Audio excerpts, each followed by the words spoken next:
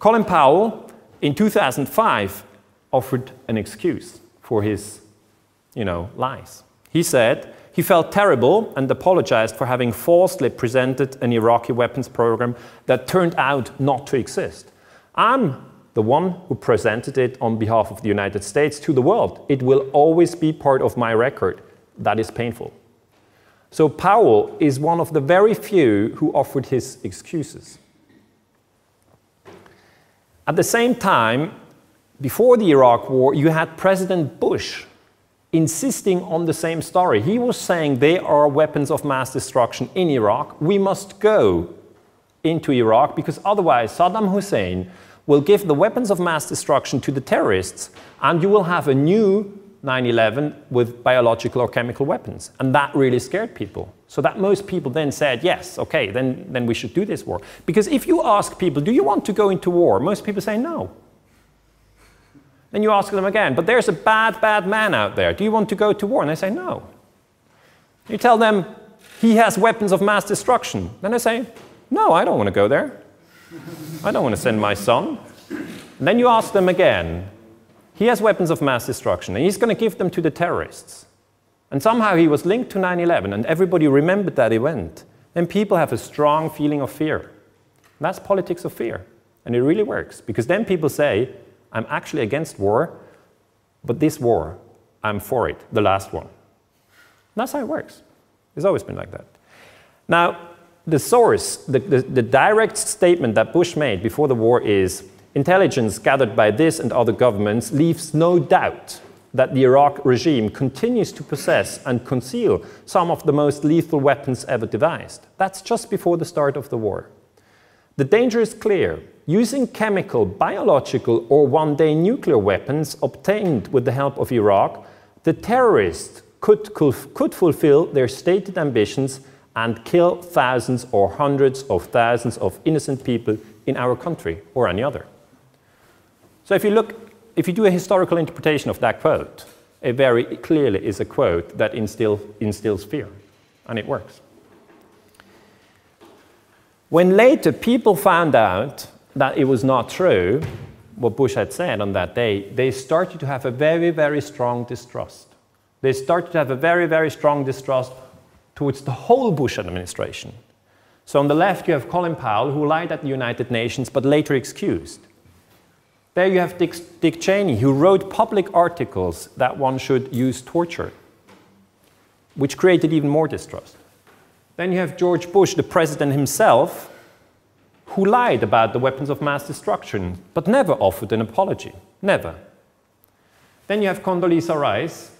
She said there are links between Al-Qaeda and Iraq. That's nonsense. There were no such links. And then on the very right, you have Rumsfeld, and seated you have the director of the CIA, George Tenet, and Andrew Card in the back. And you know, when I talk to people, it's really this picture that matters. It's the question, do you trust these people? And some people say, yes, I trust them. I think they told me the truth about 9/11. And other people say exactly the opposite and say, these people, that's the mafia. I don't trust them at all. They lied to me and they started wars. And as a historian, I'm in between, okay? I listen to people, what they say, and I try to find facts about all the events that have been happening during the last 10 years.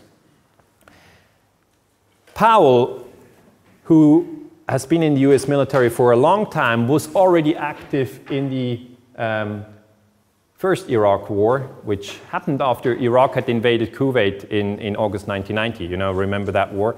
And then he knew the situation very well, and he said in 2005 that he had never seen evidence to suggest a connection between the attacks of September 11 and the regime of Saddam Hussein.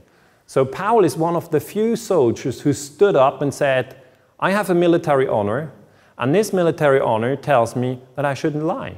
And he made it very clear. And he got a lot of problems. But he made it clear there's no link between 9/11 and Iraq.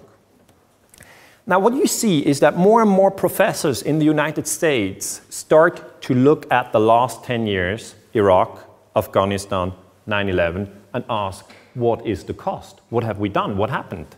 For instance, Catherine Lutz, she's an anthropologist. Now, you see this, people come from all different corners. Some are professors for biology, others are professors for anthropology, others are historians like me. So it's really, the scientists, it's not just one group, it's from different branches. And she says, after 10 years of war, it really is imperative to know how much we paid for these wars, and the cost is staggering. She's not questioning 9/11, she's more looking at Iraq and Afghanistan. Her colleague, Netta Crawford, she is doing political science, she tried to find out how many people were killed and how much money was spent during the last 10 years. Not only on September 11, but if you take together Iraq and Afghanistan and everything. And she comes to 225,000 killed, at least, probably more. And to more than $3 trillion spent. So that shows you it really is an important issue. We're not talking about details. If you compare this, we just now had in Europe this terrible attack in Norway, you know, where one person killed many, but he killed less than 100 people. Okay? I'm not saying it's not important to research the Oslo terrorist incident. That's an important research field. But just if you look at the figures, you have to say that 100 dead on the one hand and 225,000 dead on the other hand make it very imperative that we get some clarity on what happened during the last 10 years. And you have, you know, suffering on all sides. First of all, you have American soldiers. This is a memorial ceremony in 2010 in Afghanistan. It's just the soldiers who are there and who are very sad because their brothers in arms get shot, they get maimed, they have their arms torn away, and they don't even know exactly why they are in Afghanistan. So that makes it very, very hard for their families to live in this complicated world that we all live in. And furthermore, you have the victims, the civilian victims in Iraq and in Afghanistan. I brought a picture from Samar Hassan. She's the most famous victim of the war in Iraq. That is a picture where Samar Hassan is 12 years old. And she's now in Mosul in Iraq. And she looks at a picture where she was 5 years old. Okay? She looks at the picture in this computer. It happens to be a similar computer that I have. But fact is that global communication, you know, runs all across these computers. I'm now going to show you a picture, and if you don't want to see it, look away, because there's blood on it. Okay? There's blood on it because it's the picture taken when Samar Hassan was 5 years old, and her parents had just been killed by US soldiers in Iraq. And this is the first time she's seen the picture. That was published in the New York Times in May 2011, so it's rather new. And this is the original picture, which is coming now, which just shows you the pain of war.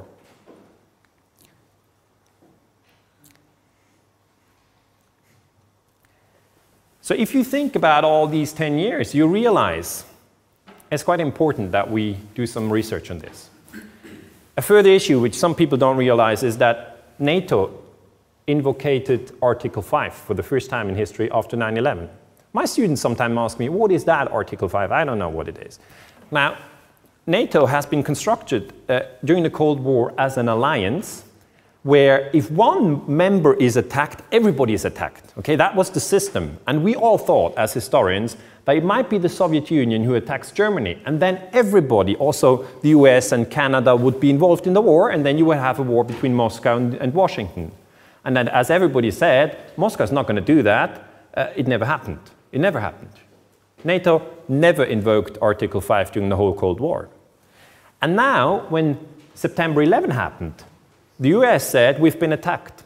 And the attack came from Afghanistan. That's very important. The attack has to come from outside the NATO territory to invoke Article 5.